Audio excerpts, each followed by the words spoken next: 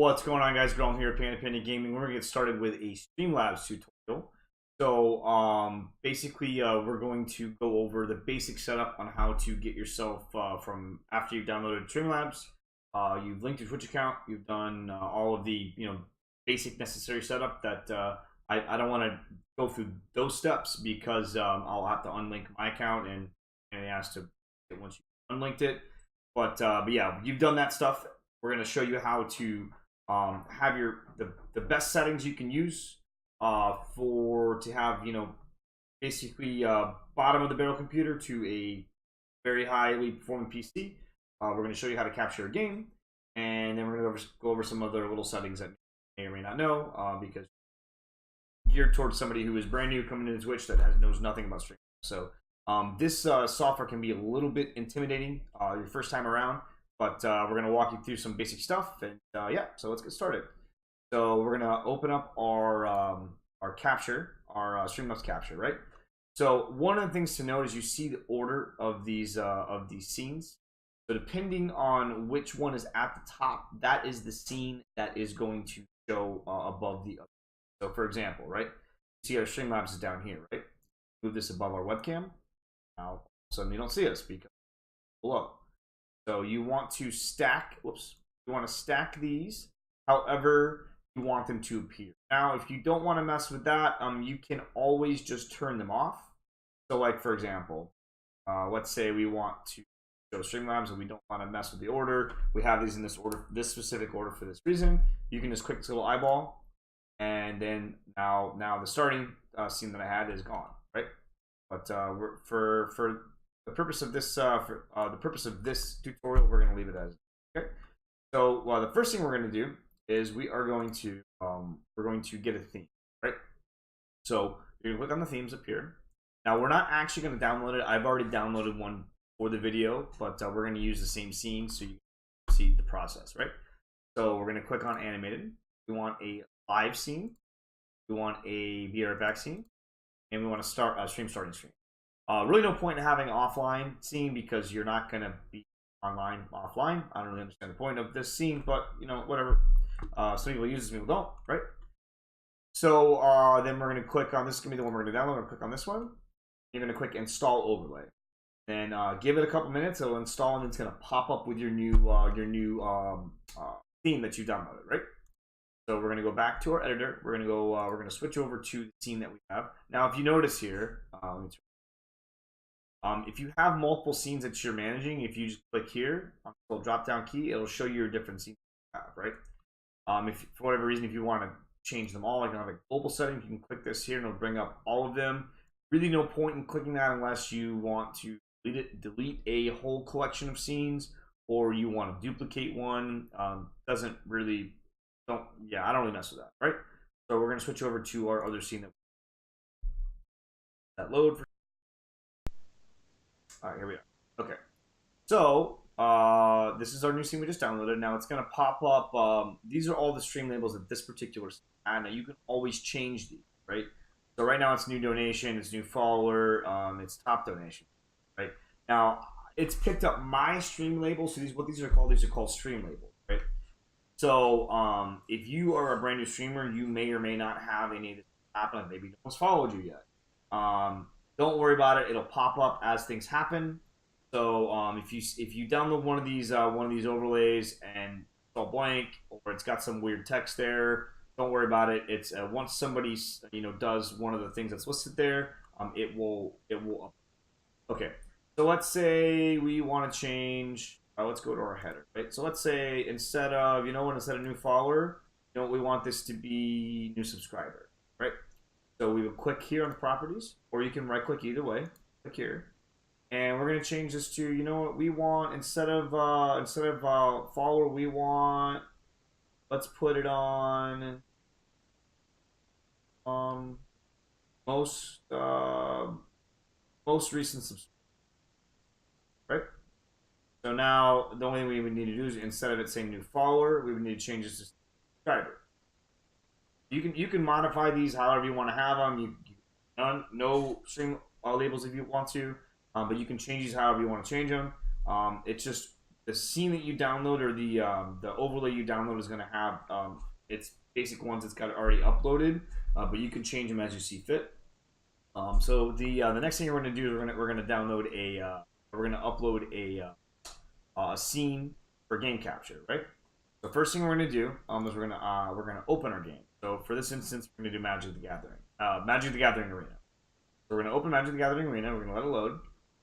Once it's loaded in, we're going to show you how to capture it. Second to load. Now Magic the Gathering is loaded. It's all set. So we're going to click on this little plus bar, right? So it's going to be game capture. You guys probably don't, I don't think it captures this window. No, it doesn't. But it's going to pop up with a window. It's going to have a bunch of different options. You're going to click game capture. It's like the fourth or fifth one down. Sixth one down. So click game capture. You're going to click add source. Now we're going to name it to MTGA. Click add source. Now it's going to pop up with another pop-up window that's going to say mode. You're going to want to change it. It defaults to capture any full screen application. I personally don't like using that because it can be buggy sometimes in some games. So I like this to pick the specific window for the game I'm playing at that time. So you want click the second option. It's going to be capture specific window, right? Once you do that, it's going to give you another option that wasn't there before for the window. You're going to select option, and we're going to select MTGA. Click done. I already have here, so let's delete. So we're gonna okay. So now you see it's at the top here, covering our face. Okay, so we gotta drag it all. We gotta drag it all the way down to the bottom again. Now it's in front of Streamlabs. Okay, so now Magic the Gathering is captured. Once you click the go live button down here at the bottom, it's going to this is what your viewers are gonna see. Once you go live, this is what's going to be what they're actually going to see. This is the actual. Okay. And then yeah, that's it for the game capture. For whatever reason, if it does give you issues, sometimes if you tab out, it won't show up on Streamlabs, or sometimes it'll be blank. You have to reopen the application. That's make sure that's what that is. You have the game actually open in another window. It's not minimized. Yep, you're good to go. Okay, so the next thing we're going to go over is we're going to go over some basic settings of how to make sure you have the best settings for your stream.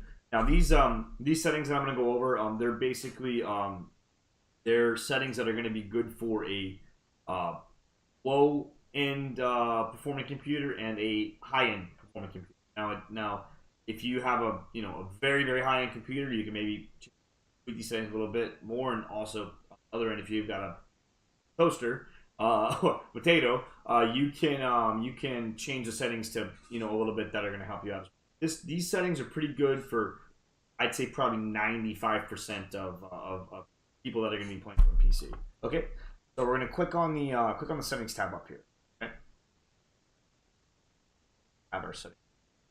So we're going to click on the settings tab up here.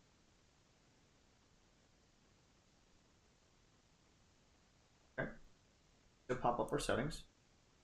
It didn't. Why didn't it do it? Oh, you know what? Because I have to re-add the window. Okay, so we're going to open settings.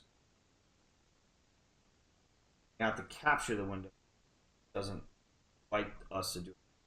So capture all the settings.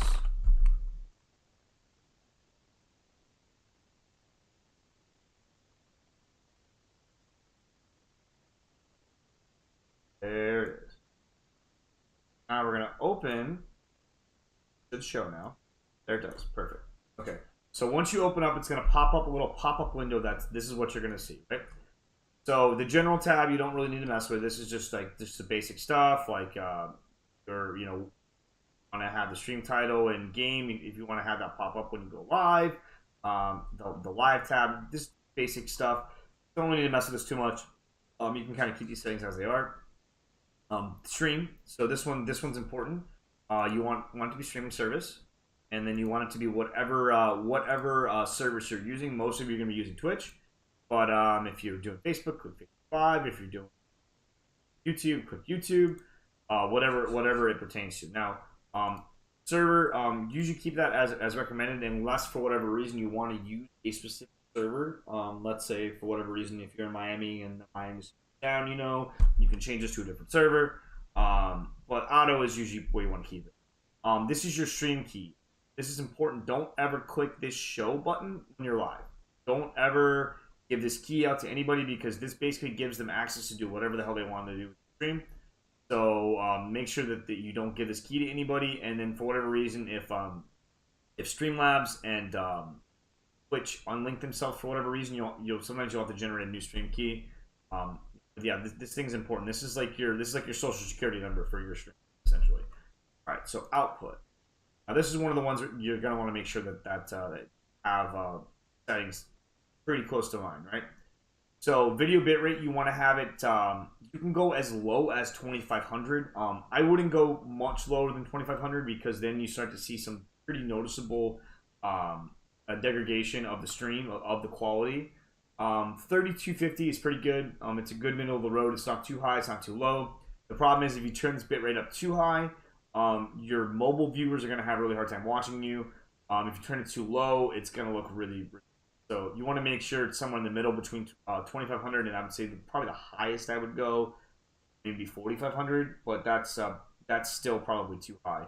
I think it defaults to 6000 when you download Streamlabs, so make sure you check this and make sure it's somewhere around this number. Encoder settings, you want to have it set to this one. The other one that I think is X24. That is very, very CPU dependent. It's very dependent on the processor. So it's going to put a lot of stress on your computer. And if you're playing a game that has a lot of resources as well, you might find out you're dropping frames. You might be losing frames. This one I found is probably the best for unless you've got a ridiculous computer and you don't want it to run. You want it to run off the processor. But yeah. This is the recording path. This will tell you where the videos go. This is all the rest of the stuff is not important. Audio. This is the default. Video. Okay, so this is important. So your base canvas resolution, you want that to be set to whatever your default resolution is for your mic. Okay? So you want to have that there. Same for your output resolution. Same thing. Downscale filter I usually use bicubic. 16 samples. Sometimes some people use 32. I prefer to use 16. I feel like it looks better. FPS type, you want to have it set as common FPS values, and you want to have your FPS. This is your frames per second. You want to have that set at 60. I wouldn't go lower than that. I mean, you can if you're having a lot of issues with drop frames or or skipped frames. You can lower this down to maybe 45 or maybe 30. But I don't like to do it too much lower, because it degrades the quality of your stream, not as appealing on the okay, so advanced. This one here, we want to have the process priority as high.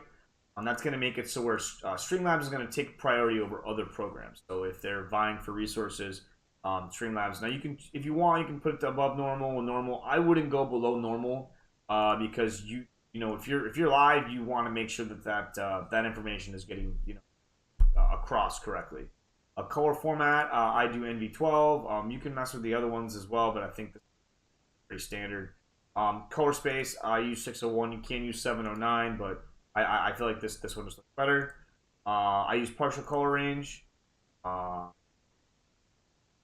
mess here, that's pretty much that's there. Patient's appearance. Yeah, that's pretty much it. So that is the basic settings to get you started with Streamlabs. So that should help you guys out for those of you that are brand new. If you guys have any questions though, or if you have any specific things you want me to go over in the next video, feel free to leave a comment on the YouTube video, or you can message me on Twitch or Discord. So yeah, that's it, guys, and hopefully this helps you guys out. Thanks again. This is Grown Panda Gaming, and we will catch you guys.